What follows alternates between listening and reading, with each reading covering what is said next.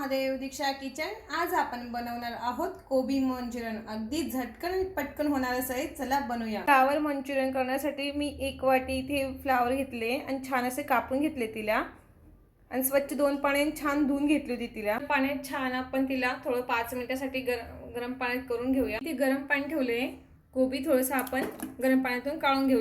अगदी 5 मिनिटे ठेवू फास्ट गॅसवर। छान असं गरम पाण्यातून काढून घेतली तिला। चवीनुसार मीठ घालते, कॉर्नफ्लोअर घालते 1 चमचाभर, चटणी घालते आणि हे सर्व मिश्रण एकजीव करून घेऊया। ठेवले तपवायला, तेल ठेवलं होतं, छान तळून घेऊया। छान असं तळून घेऊ त्याला बारीक आचेवर। असं छान तळून घेतलं आपण, आता काढून घेऊया याला। त्या पद्धतीने आपण सर्व फ्लावर तळून घेऊया। छान असं सर्व तळून घेतलंय। आपलं आता उरलेल्या तेलातच आपण फ्राय करून घेऊ त्याला।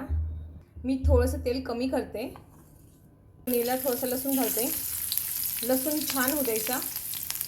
थोडंसं अद्रक घालते, अद्रक आणि लसूण छान होऊ देऊ आपण। कांद्याचा 5चा कांदा घेतला आहे, तो परतून घेते। तुम्ही साधा कांदा सुद्धा घेऊ शकतात। कांदा छान झाला की मी त्यात सोया सॉस ॲड करते, थोडंसं रेड चिली सॉस ॲड करते, टोमॅटो सॉस ॲड करते। छान हलवून घेऊ आपण त्याला। 1 चमचा कॉर्नफ्लोअर घेतलंय, ते पाणी टाकून आपण हलवून घेऊया। हे बघा छान असं करून घेतलं आपण त्याला। हिच्यात ॲड करते। छान असे बघा किती छान आले।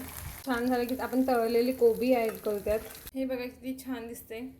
ही वरतून कांद्याची पात ॲड करते आणि परतून घेते छान। आपलं मंचुरियन हे तयार झालंय। तुम्ही करून बघा, खाऊन बघा आणि आवडलं असेल तर कमेंट करा, सबस्क्राईब करा। थँक्यू।